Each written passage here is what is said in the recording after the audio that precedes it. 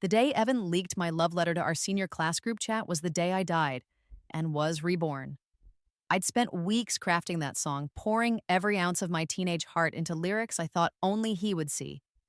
But as my phone exploded with notifications and cruel laughing emojis, I knew I'd made a terrible mistake trusting him again. I slammed my locker shut, the metallic clang echoing through the hallway as students whispered and pointed. The scent of cheap body spray and cafeteria pizza turned my stomach as I clutched my notebook tighter. My cheeks burned with humiliation. "Hey, May, why don't you sing us your love ballad?" Tyler shouted from across the hall, his voice dripping with mockery. A chorus of laughter erupted around me. I wanted to disappear. Instead, I straightened my shoulders and walked toward my next class, ignoring the phone screens tilted in my direction. My heart hammered against my ribs, but I refused to let them see me crumble. That night, I sobbed into my pillow until it was damp with tears. The cotton pillowcase felt rough against my skin, abraded by hours of crying. My mother knocked gently on my door, but I couldn't bear to explain what happened. Instead, I reached for the acceptance letter from Westlake Music Academy I'd hidden beneath my mattress. The paper crinkled between my trembling fingers. No one knew I'd applied. Not my parents, not my friends, and certainly not Evan. Graduation day arrived with merciful speed. The polyester gown itched against my neck as I accepted my diploma. When Evan's name was called, the bitter taste of betrayal flooded my mouth again. But this time, I didn't look away. I stared directly at him, memorizing the face of the boy who thought he could break me. 3 days later, I left town without saying goodbye to anyone. The bus engine rumbled beneath me as I watched my hometown shrink in the distance. I promised myself that when I returned, if I ever returned, I would be someone new, someone untouchable. 5 years passed like a fever dream. My fingers calloused from endless hours of guitar practice. My voice grew stronger with each performance in dimly lit indie venues. The smell of spilled beer and cigarette smoke became as familiar as my own perfume. I only returned home because Sunburst Records offered me a contract I couldn't refuse. The irony of fate struck me like a physical blow when I walked into the studio and saw him. Evan, my former crush, my first betrayer, standing behind the mixing board like he belonged there. "This is Evan Chen, our sound engineer," my new producer introduced us. "He'll be working on your album." Evan extended his hand with a polite smile that didn't reach his eyes. "Nice to meet you," he said, pretending not to recognize me.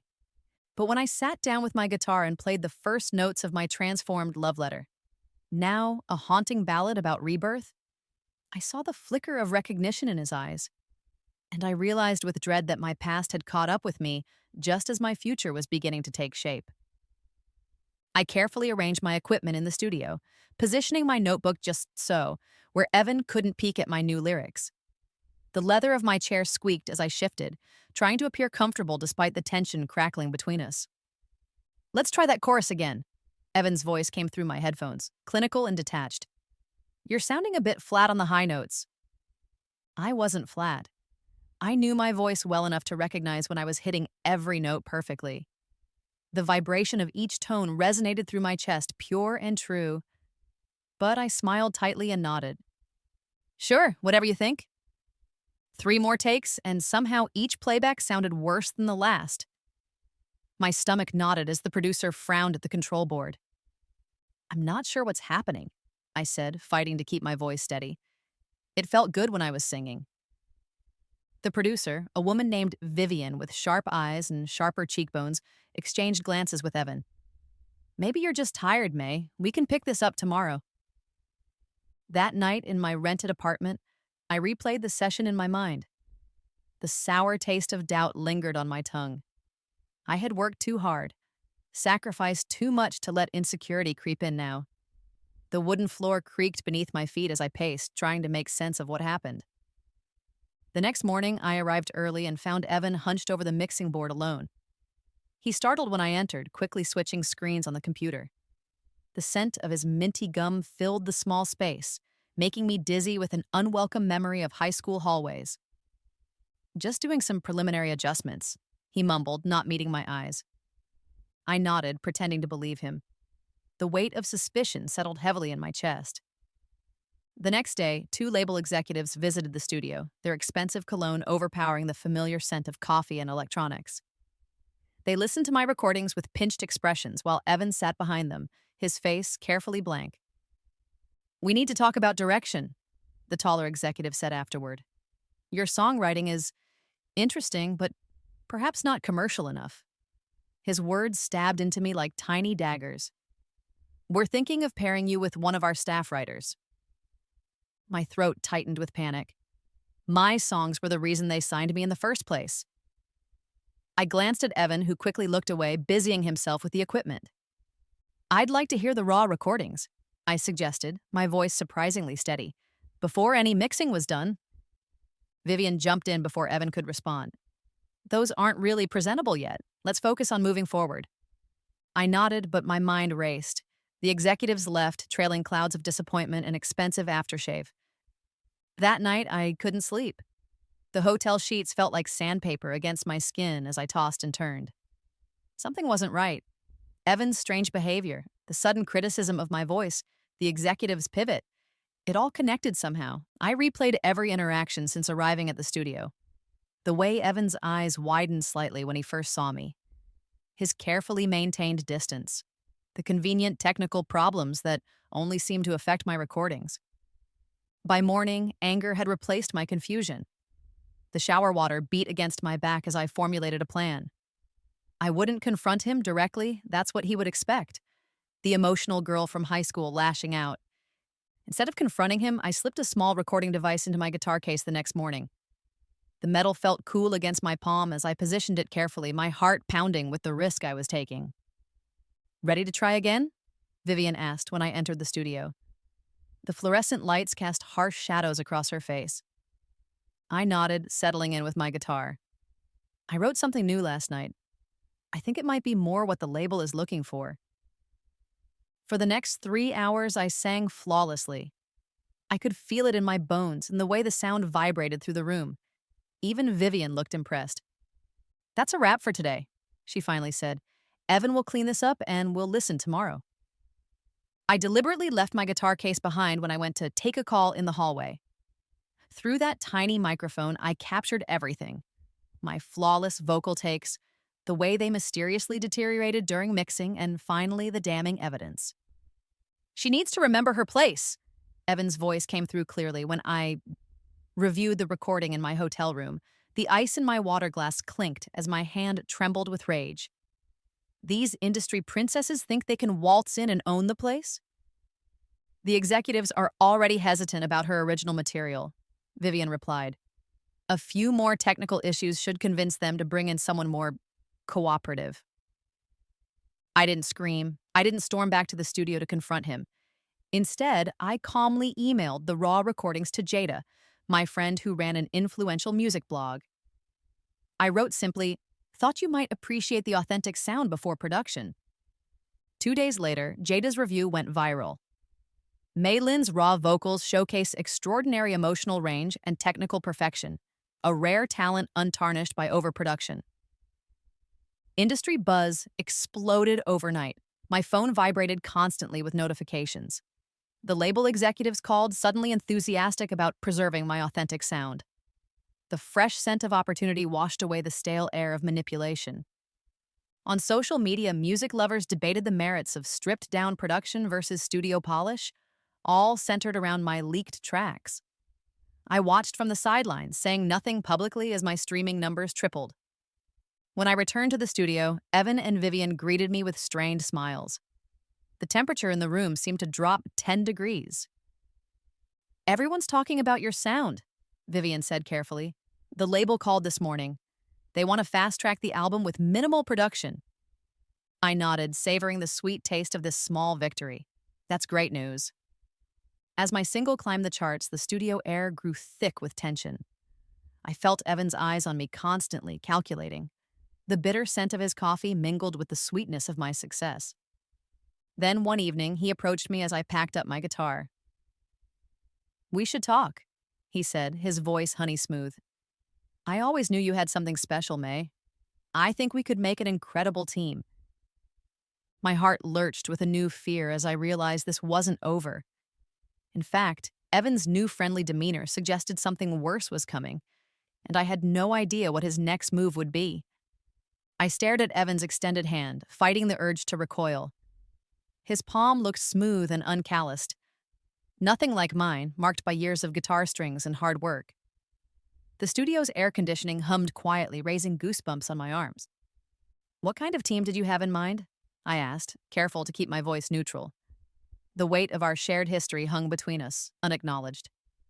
"A creative partnership," he said, smiling with a confidence that made my stomach churn. "Your talent, my technical expertise. We could be unstoppable." I nodded slowly, buying time. The leather strap of my guitar case dug into my shoulder as I shifted my weight. "I'll think about it." That night, I paced my apartment, the hardwood floors creaking beneath my bare feet. The city lights cast strange shadows across my walls as I struggled with my decision. The sour taste of suspicion coated my tongue. Evan wanted something, I just couldn't figure out what. My phone buzzed with a text from Jada. "Billboard just called. Your single hit #37 today. This is happening, girl."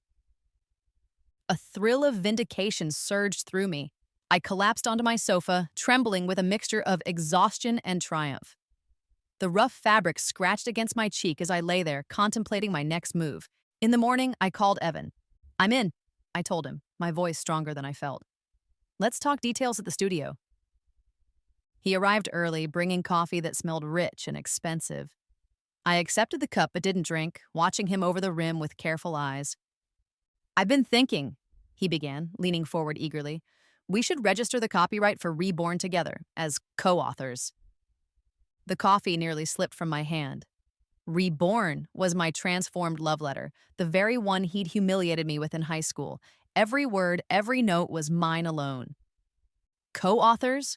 I repeated, fighting to keep my voice steady. "I wrote that song myself, years ago." Evan's smile tightened. "But the arrangement, the production, it's evolved so much under my guidance, and we both know where the original inspiration came from." My heart hammered against my ribs as his meaning became clear. He was claiming ownership of my pain, of the very humiliation he'd caused. The audacity staggered me. "I need time to consider this," I managed to say, though my instinct screamed to refuse immediately. "Don't take too long," he replied, his voice dropping to a whisper that sent ice through my veins. "I still have the original recording, you know? The one you sent me back in high school. Would be a shame if people heard how different it sounds." I pictured my teenage voice raw with emotion, singing words I'd meant only for him. I imagined it circulating online, becoming a cruel joke again. My lungs constricted with horror at the thought. That evening, I sat at my kitchen table, the contract he'd handed me spread out before me. The harsh overhead light cast shadows across the legal jargon. The scent of instant ramen lingered in the air as I read each clause 3 times, searching for hidden traps. The terms were worse than I'd feared. Co-authorship of not just Reborn, but any derivative works. 50% of royalties. Mandatory credit as creative consultant on all future songs. My phone rang, startling me. Vivian's name flashed on the screen. "Have you signed yet?" she asked without preamble. "Evan says you're being difficult." The familiarity in her tone triggered a new suspicion. "How well do you know Evan, Vivian?" A pause, barely perceptible. "We've worked together for years. He's the best in the business." Something in her voice didn't ring true. I ended the call quickly and opened my laptop, typing Evan's name alongside Vivian's into the search bar. My fingers trembled with a growing sense of dread. The third result made my blood freeze. A family photo, caption dated 3 years ago, Chen family reunion. Evan and Vivian stood side by side, their resemblance unmistakable now that I was looking for it. They were cousins. This whole time, my producer and sound engineer were family, working together against me. The betrayal crashed over me like a physical blow. I stumbled to the bathroom, barely making it before I vomited. The bitter taste of coffee and bile filled my mouth as I retched, gripping the cold porcelain. When I finally straightened, my reflection stared back at me, pale and haunted. But behind the shock, I saw something else in my eyes. Determination hardening into resolve. I splashed cold water on my face. The droplets trickled down my neck, shocking me back to clarity. This wasn't just about a song anymore. This was about my entire career, my future. The next morning, I walked into the studio with the signed contract in a manila envelope. Evan's face lit up when he saw it. "Smart decision," he said, reaching for the envelope. I handed it over with a smile that didn't reach my eyes. What he didn't know was that I'd spent the night meeting with the label's legal team, showing them the recordings of his tampering and explaining the connection between him and Vivian. What he also didn't know was that I'd signed a very different document, an affidavit detailing his threats and manipulation. The contract in the envelope was merely a copy, unsigned, with key passages highlighted by the label's lawyers. "I think it's important to have clarity in partnerships," I said, watching him open the envelope. The air conditioning hummed loudly in the sudden silence. His face darkened as he realized what he was looking at. "What is this?" "Insurance," I replied simply. Before he could respond, the studio door opened. The label executives entered, followed by their legal team. The scent of expensive suits and authority filled the small space. "Mr. Chen," said the lead attorney, her voice crisp and professional, "we need to discuss some concerning allegations about your work here." Evan's eyes darted between my face and the newcomer's. The color drained from his expression as understanding dawned. He lunged for his computer, but one of the executives was already there, hand firmly on the mouse. "That won't be necessary," the executive said. "We've already secured copies of all the session files." As they led Evan away for further discussion, his eyes locked with mine. The hatred there should have frightened me, but instead I felt an odd sense of peace. I thought I had won. But that evening, as I celebrated with a small glass of wine in my apartment, my phone pinged with a message from an unknown number. "This isn't over." The wine turned sour in my mouth as I realized Evan might be down, but he wasn't out. And I still didn't know how deep Vivian's involvement went, or what other connections they might have in the industry. The night that should have felt like victory instead left me staring at the ceiling, wondering what new betrayal was coming my way. I buried my unease as I walked into the industry party the following weekend. The hotel ballroom sparkled with chandeliers and the jewelry of music executives. The clinking of crystal glasses formed a delicate soundtrack to the murmur of networking. I smoothed my hands over my vintage dress, the silk cool against my fingertips. "There she is, our rising star." The label president's voice boomed across the room. Heads turned, eyes assessed. I forced a smile and moved toward him, navigating the crowd with practiced grace. "Mei Lin, have you met Callum Wright?" he asked, gesturing to a tall man with kind eyes. "He's been nominated for 7 Grammys this year." My heart stuttered. Callum Wright was a legend. I extended my hand, hoping he couldn't feel it trembling. "Your song Reborn has been on repeat in my studio," Callum said. "That bridge is pure genius." The compliment washed over me like warm honey. "Thank you. That means a lot coming from you." "The committee members feel the same way," he added, his voice lowering conspiratorially. "Don't be surprised if you hear your name called when nominations are announced." The room seemed to tilt slightly. Grammy committee members had heard my music? Were discussing it? The possibility dizzied me, sending a flush of heat from my chest to my face. As Callum moved on to other conversations, I excused myself to find the restroom. I needed a moment alone to process what I'd just heard. The corridor outside the ballroom felt blessedly cool and quiet. That's when I saw them. Vivian and a woman I didn't recognize, heads bent together in intense conversation around the corner. I froze, instinctively stepping back into the shadow of a large potted plant. "You promised Evan would handle it," the stranger hissed. "Now the label's legal team is involved." "He underestimated her," Vivian replied, her voice tight with frustration. The familiar scent of her perfume drifted toward me, now cloying and oppressive. "We all did." "Well, Uncle James is furious. First the copyright scheme fails, now this. The family's reputation." "I know, Melanie, I'm already working on damage control." Vivian's voice hardened. "We still have options. The album isn't released yet." My breath caught in my throat. Uncle James? Family reputation? This was bigger than just Evan and Vivian. It was some kind of family business. I backed away silently, my pulse pounding in my ears. My heel caught on the carpet, and I stumbled slightly, creating a soft scuffing sound. The conversation stopped abruptly. "Who's there?" Vivian called out. I didn't answer. Instead, I slipped through the nearest door, which happened to be a service entrance, and found myself in a kitchen bustling with catering staff. The sharp smell of chopped onions stung my eyes as I wove between workers, mumbling apologies. By the time I returned to the ballroom through a different entrance, my mind was racing. How many Chen family members were involved in the music industry? How far would they go to protect their family reputation? I spotted my friend Zach across the room and made my way to him, grateful for a familiar face. "You look like you've seen a ghost," he said, handing me a glass of champagne. The bubbles tickled my nose, grounding me in the present moment. Not a ghost, just connecting some very disturbing dots. I took a long sip, the cold liquid burning down my throat. "I need to tell you something, but not here." Zach nodded, instantly serious. "My car's outside, we can talk there." 20 minutes later, in the safety of his parked Tesla, I unloaded everything: the original high school betrayal, the studio sabotage, the copyright threat, and now the overheard conversation suggesting a larger family conspiracy. "Jesus, May?" Zach whispered when I finished. The leather seat creaked as he shifted to face me fully. "This is like some movie-level revenge plot."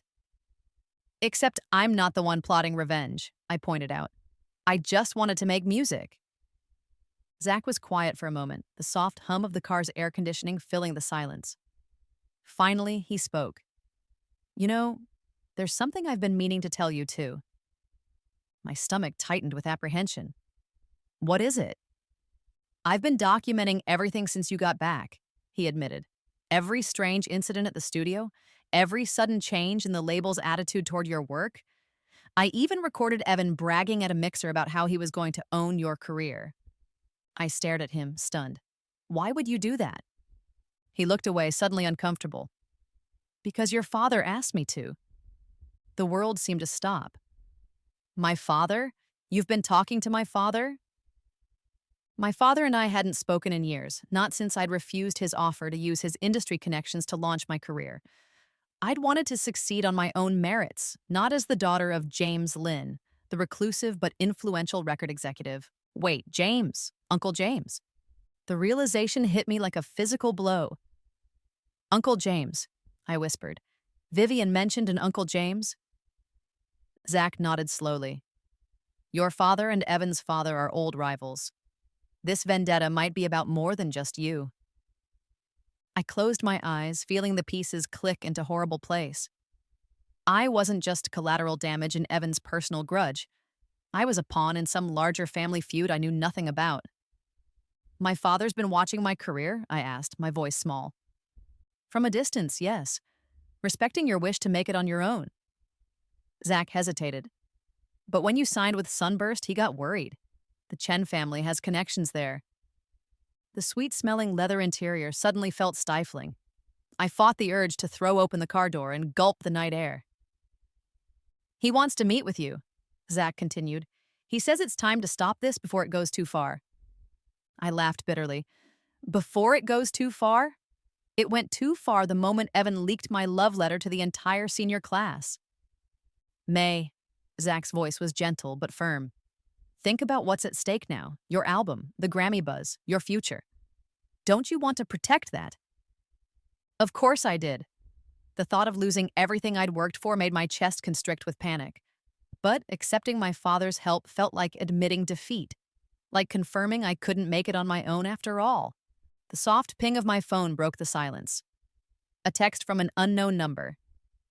"Album release party next Friday. Dress to impress. V." My album release party. The culmination of years of work, of sacrifice and struggle. And Vivian, who I now knew was actively working against me, was planning it. "I need to think," I said finally, reaching for the door handle. The metal felt cool against my palm, anchoring me. "Tell my father.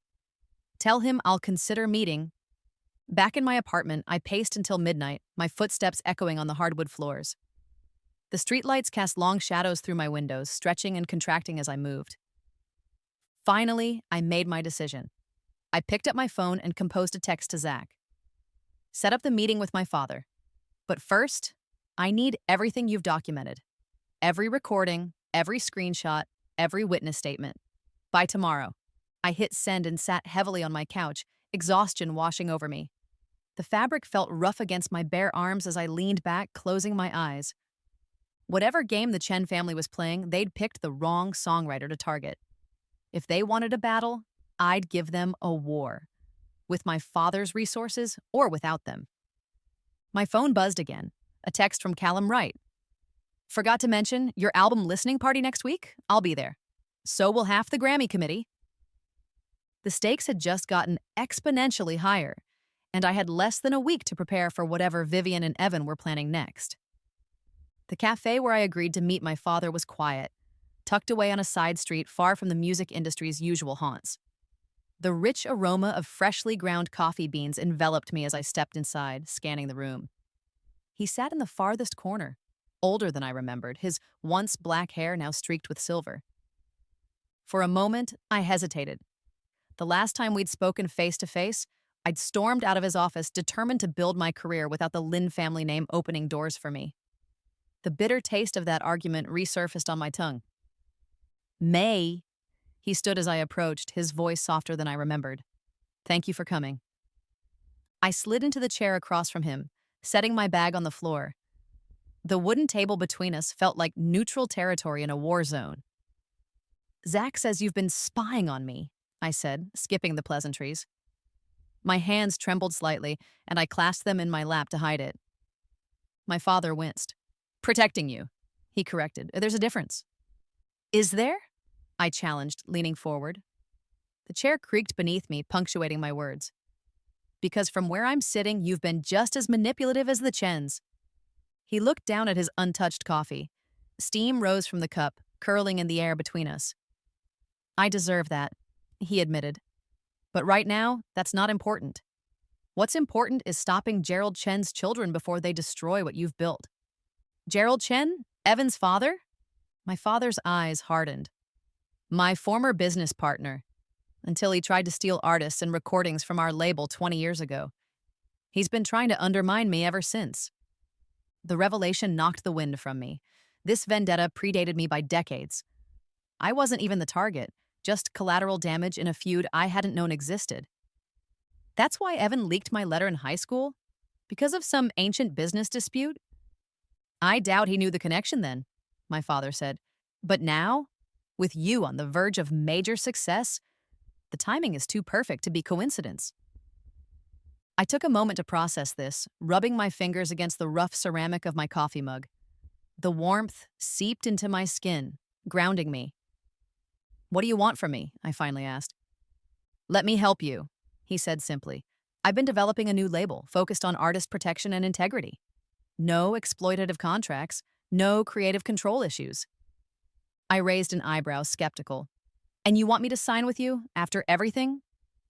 I want you to be its first artist, he corrected, but only after we handle the current situation. Your album release party is in 3 days. The Chens will be positioned to take maximum credit for your success. A server passed our table, the scent of cinnamon from her tray momentarily distracting me. I took a deep breath, sorting through my thoughts.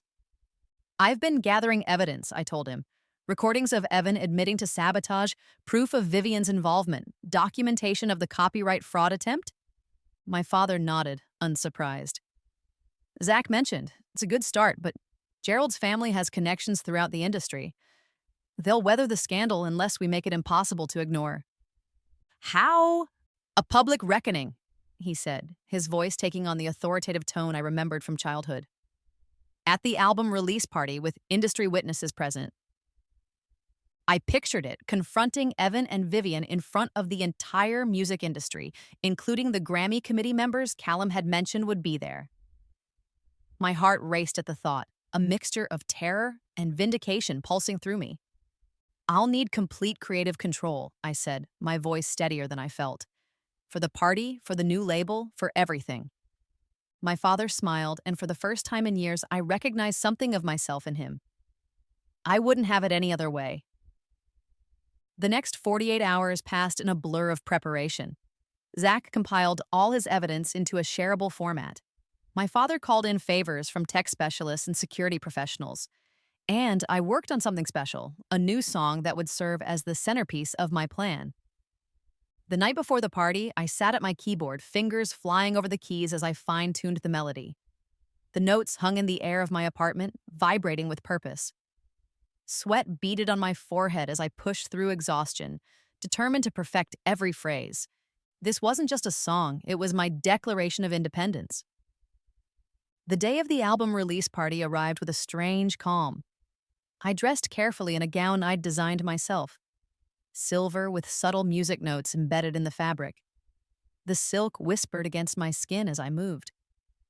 My mother's jade earrings, the only family heirloom I'd taken when I left home, hung cool and heavy from my ears. "Ready," Zach texted as my car approached the venue. I typed back a single word: ready. The hotel ballroom glittered with celebrity and influence. Champagne flowed freely, the gentle pop of corks punctuating the buzz of conversation. A string quartet played softly in one corner, their bows gliding across the strings with elegant precision. I spotted Vivian immediately, holding court near the stage in a designer dress, laughing with a group of executives. Evan stood slightly behind her, looking uncomfortable in his tuxedo, but clearly positioning himself as part of my success story. "There she is," Vivian called when she saw me, her voice artificially bright. "The star of the hour." Cameras flashed as she embraced me. The scent of her expensive perfume made my stomach turn, but I smiled for the photographers. "Such an incredible journey we've had," she gushed for the benefit of onlookers. "I knew from the moment I heard your raw tracks that we could shape something amazing together." Evan stepped forward, extending his hand. "Congratulations, partner," he said, emphasizing the last word just enough to make my skin crawl. I shook his hand briefly, then moved through the crowd, accepting congratulations and introductions. My father stood across the room, barely noticeable unless you knew to look for him. Our eyes met briefly, and he nodded once. The signal. I made my way to the stage as the venue manager called for attention. The lights dimmed slightly, focusing on the microphone where I stood. My heart thundered against my ribs, but my voice remained steady as I addressed the room. "Thank you all for coming tonight to celebrate this album," I began. The room quieted, faces turned expectantly toward me. "Before we play the official singles, I'd like to share something new, a song I finished just last night about betrayal and rebirth." Murmurs of interest rippled through the crowd. From the corner of my eye, I saw Evan and Vivian exchange glances. I nodded to the sound engineer, a trusted friend of my father's who had replaced the venue's usual technician. As I settled behind the keyboard set up on stage, large screens behind me flickered to life. The first notes flowed from my fingers, soft and vulnerable.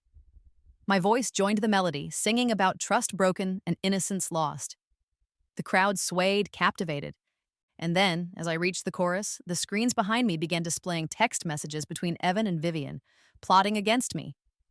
Screenshots of the fraudulent copyright claims, audio waveforms with timestamps showing the deliberate tampering with my vocal tracks.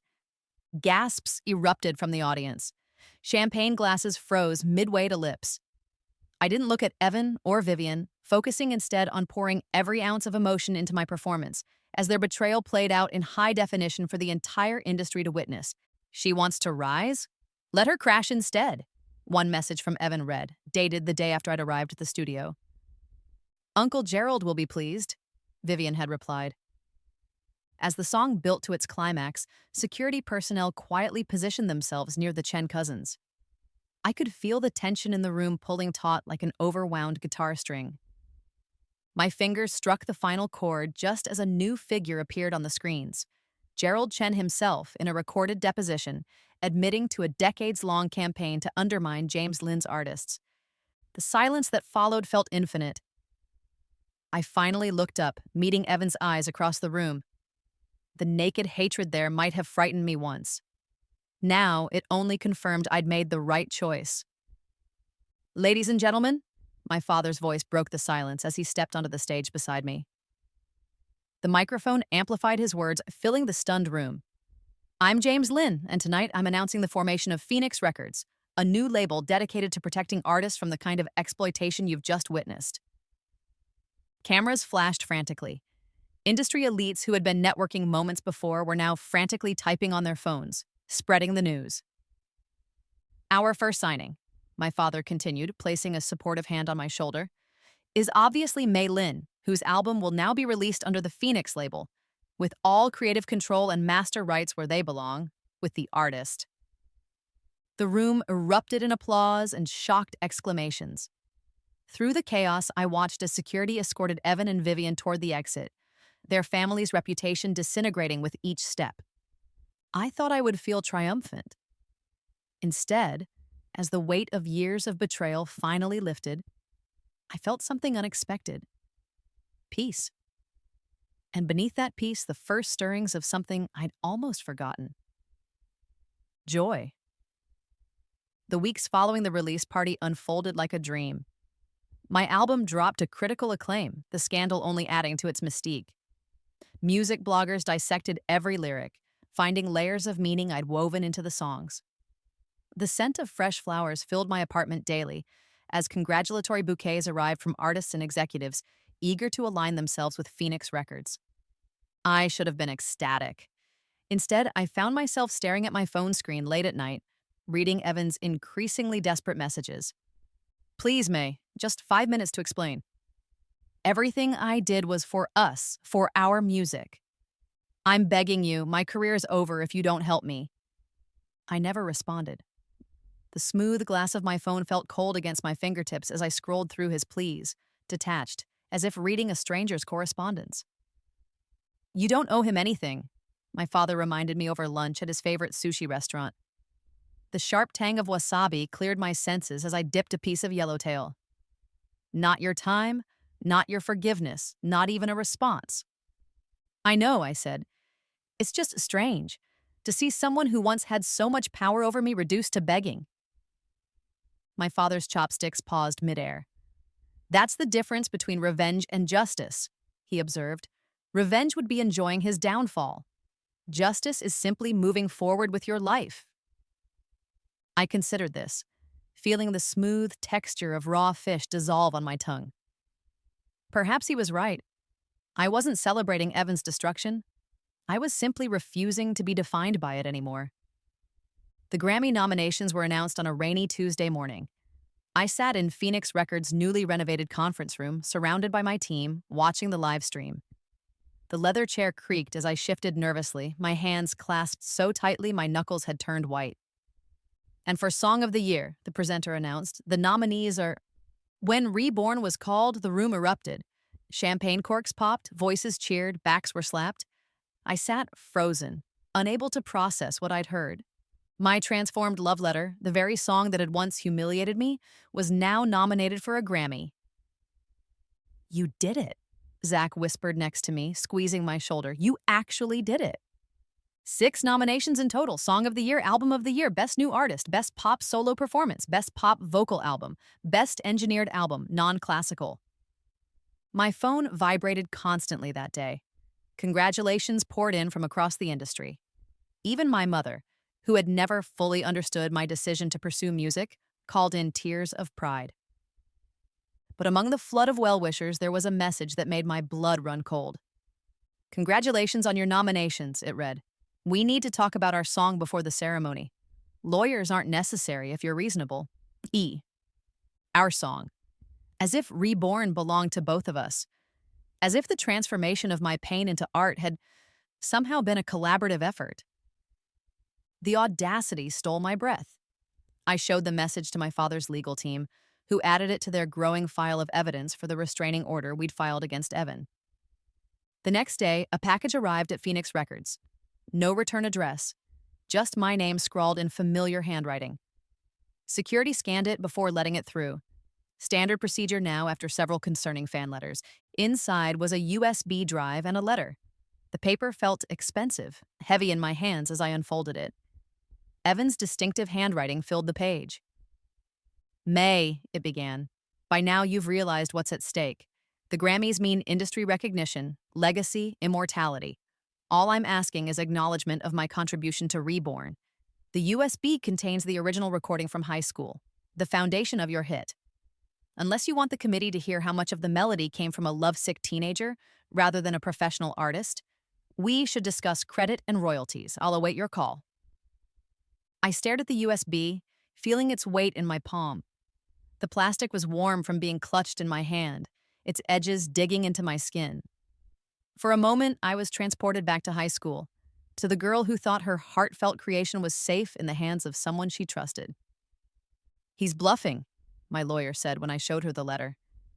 The conference room smelled of coffee and printer ink as we discussed our options. The nomination is for the recorded, published version. An early demo wouldn't change anything legally. It's not about legality, I explained, my voice tight. It's about perception. About the story people tell about where art comes from. I understood Evan's play clearly now. He couldn't claim legal ownership anymore. Not after the evidence we'd presented at the release party. But he could still try to shape the narrative, to attach himself to my success through the original version of the song. That night, another message arrived, this one from Vivian.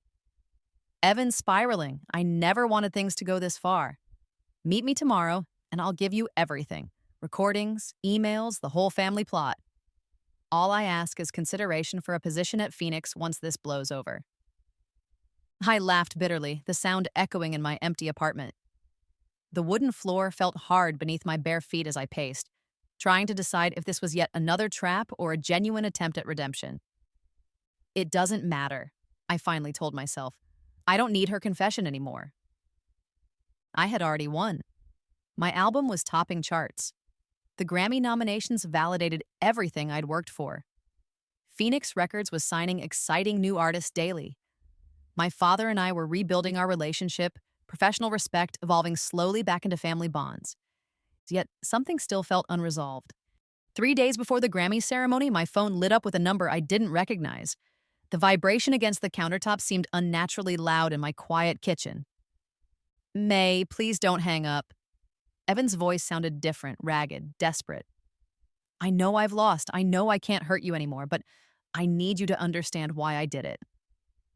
"I understand perfectly," I replied, surprised by how calm I felt. "Your family's vendetta against mine. Your own wounded ego when I didn't worship you in high school. Your need to control and diminish women who threaten you. What else is there to understand?" "That's not," he began, then stopped. I heard him take a shaky breath. "If you don't acknowledge me at the Grammys, I don't know what I'll do. I have nothing left. Nothing." The threat hung between us, unspoken but clear. The wooden spoon I'd been using to stir my tea clattered against the countertop as I set it down with trembling fingers. "Are you threatening self-harm, Evan?" I asked directly. "I'm saying you have the power to save me or destroy me completely," he answered, his voice breaking. "Just like I once had for you." I closed my eyes, feeling the weight of his manipulation attempt like a physical pressure. The scent of chamomile rose from my abandoned tea, normally soothing but now cloying in the tense atmosphere. "Get help, Evan," I said finally. "Professional help. This isn't about music anymore. This is about your mental health." I ended the call and immediately contacted his parents, then the police for a wellness check. Whatever our history, I couldn't ignore a cry for help, even one wrapped in manipulation. The night of the Grammy Awards arrived in a flurry of designer dresses and security protocols. The red carpet felt surreal beneath my feet, cameras flashing from every direction. The air smelled of expensive perfume and hairspray as I smiled for photographers, answering the same questions repeatedly. "How does it feel to be nominated? What inspired Reborns? Who are you wearing tonight?" I answered graciously, navigating the gauntlet until I reached the safety of the venue. My custom gown, midnight blue with silver musical notes embedded in the fabric, whispered against the floor as I found my seat. The ceremony passed in a blur of performances and speeches. I applauded colleagues, laughed at the host's jokes, and tried to quiet the thundering of my heart as my categories approached. When Song of the Year was announced, time seemed to slow. The envelope tore open with a deliberate ceremony. The presenter's lips formed my name and the title of my song. And the Grammy goes to Mei Lin for Reborn. The applause crashed over me like a wave. I stood, legs trembling beneath my gown. Somehow I made it to the stage, the trophy cool and surprisingly heavy in my hands. The microphone stood before me, waiting. I had rehearsed this moment countless times, crafting the perfect speech that would acknowledge everyone who had truly helped me while pointedly omitting Evan and Vivian. The ultimate power move: to erase them from my narrative just as they had once tried to erase me from my own success. But standing there, feeling the weight of the Grammy in my hands, I suddenly understood something I hadn't before. This moment wasn't about them at all. It never had been. "Thank you," I began, my voice steady, despite the emotions swirling within me. This song began as a private expression of feelings that were used against me. But tonight, it belongs to everyone who has ever had their vulnerability weaponized and still found the courage to create anyway. I thanked my new team at Phoenix Records by name. I thanked my father for his support, both recent and long ago. I thanked the friends who had stood by me when I was unknown and struggling. And then I paused, the silence hanging for just a moment. "To those who tried to diminish me," I said finally, looking directly into the camera, "I don't thank you, but I acknowledge that you taught me something valuable, that my voice is stronger than any attempt to silence it." I didn't need to name Evan or Vivian. Everyone who mattered knew exactly who I meant. And by refusing to speak their names, I reclaimed the final power they had sought: relevance in my story. Backstage, clutching my Grammy, I deleted their contact information from my phone. The simple action felt more significant than any speech could have been. My thumb pressed firmly against the screen, erasing them from my digital life as I had just symbolically erased them from my professional narrative. 6 months later, I stood before a semicircle of young songwriters at Phoenix Music Camp. Their eager faces turned toward me like sunflowers tracking the light. The rustic cabin smelled of pine and the lingering scent of morning coffee. Outside, birds called to each other through the trees, nature's own melody accompanying our session. "The most important thing about songwriting isn't technical skill," I told them, perching on the edge of a wooden table. "It's honesty, even when that honesty makes you vulnerable." A girl in the front row, maybe 16, with bright blue hair and anxious eyes, raised her hand. "But what if people use your honesty against you?" The question landed like a stone in my chest. I recognized myself in her wary expression, in the way she hunched her shoulders slightly as if preparing for ridicule. "That's a risk," I acknowledged. My voice softened as I addressed not just her, but my younger self too. "People can take your most precious creations and twist them. They can mock what matters to you. They can try to make you regret ever being honest." The wooden beams creaked overhead as a breeze swept through the open windows. Sunlight dappled the floor between us, shifting patterns that reminded me how nothing stays fixed forever. "But here's what I've learned," I continued, feeling the weight of my Grammy ring against my finger as I gestured. "When someone weaponizes your vulnerability, they reveal their character, not your worth." The blue-haired girl's posture straightened slightly. I smiled at her, recognizing the moment a truth lands and takes root. After the workshop, I walked along the lake's edge, enjoying a rare moment of solitude. The water lapped gently against the shore, cool against my bare feet when I ventured close enough. Tiny pebbles massaged my soles with each step, a pleasant discomfort that kept me present. My phone vibrated in my pocket. My father. "The second album is officially platinum," he announced without preamble when I answered. Pride colored his voice, professional and paternal simultaneously. "Fastest-selling female debut follow-up in 3 years." Warmth bloomed in my chest. My second album, written entirely on my terms, recorded with a team I trusted implicitly, had surpassed even our most optimistic projections. "That's incredible," I said, watching a heron take flight across the water. Its wings cut through the air with graceful purpose, leaving barely a ripple below. "How's the Phoenix showcase coming along?" 17 new artists confirmed," he replied. "The industry's calling us the label that changed the game. Artist-forward contracts are suddenly all the rage." I laughed, imagining the scramble at traditional labels to adapt to the model we'd pioneered. Amazing how quickly exploitation becomes unfashionable when there's a viable alternative. After we hung up, I continued my walk, letting my thoughts wander. The Grammy sat on my mantle at home, impressive but increasingly less important, as my focus shifted to the future rather than validation of the past. I hadn't heard from Evan in months, not since the restraining order became permanent. Vivian had moved to Europe, according to industry gossip, reinventing herself as a talent scout far from the scandal that had tarnished her reputation in the States. Sometimes I wondered if they'd learned anything from what happened, or if they simply viewed themselves as victims of my revenge. The thought once would have angered me, but now it just prompted a moment's reflection before dissolving like mist in morning sunlight. Near the dock, I spotted the blue-haired girl from my workshop, sitting alone with a notebook.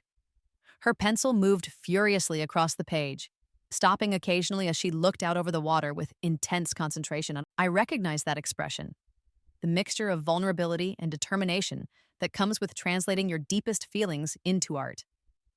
I quietly changed direction, giving her the privacy creative process deserves. That evening, during the camp's nightly showcase, she approached the microphone.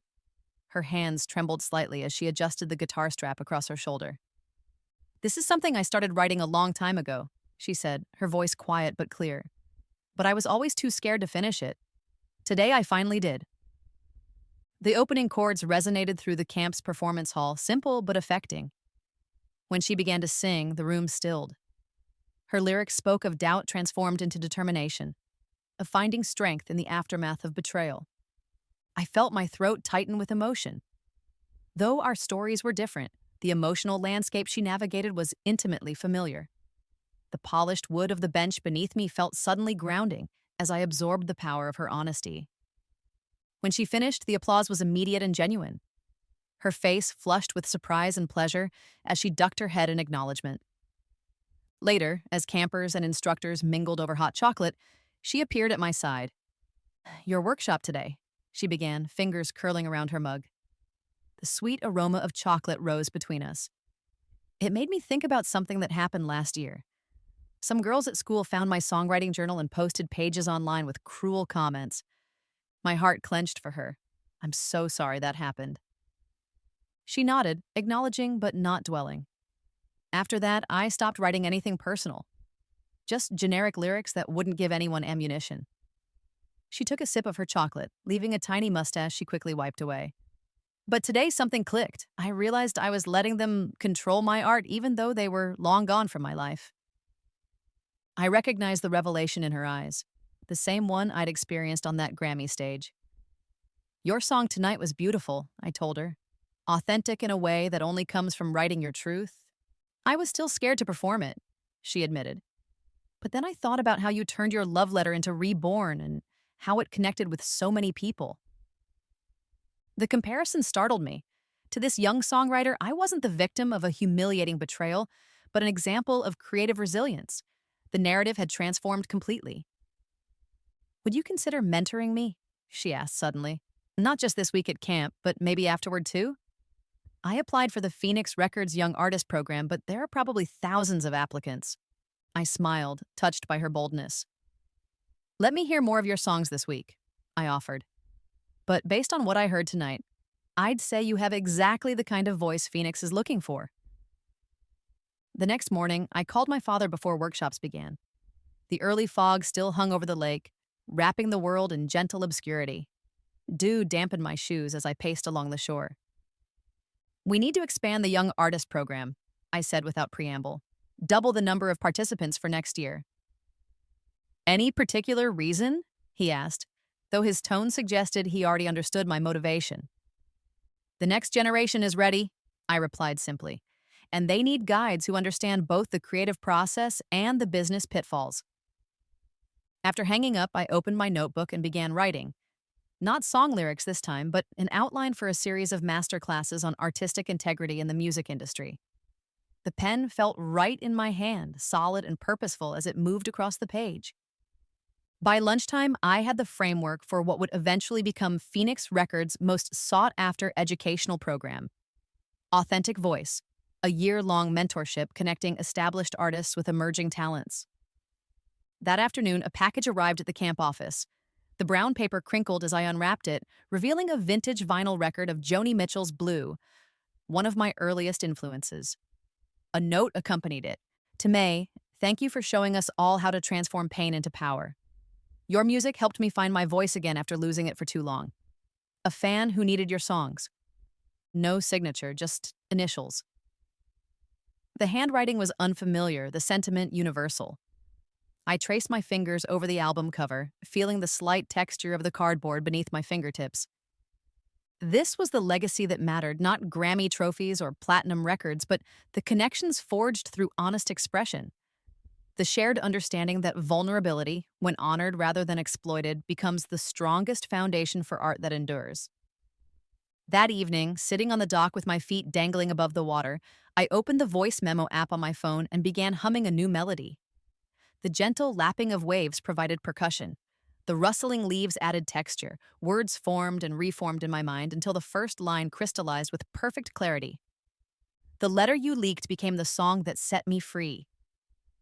It wasn't angry or bitter, just a simple statement of transformation, of alchemy that turns betrayal into breakthrough, humiliation into hymn. As twilight deepened into night, I continued working, occasionally pausing to look up at the emerging stars. They reminded me of audiences, countless pinpoints of light, each with their own story, connected by the shared experience of what it means to be human.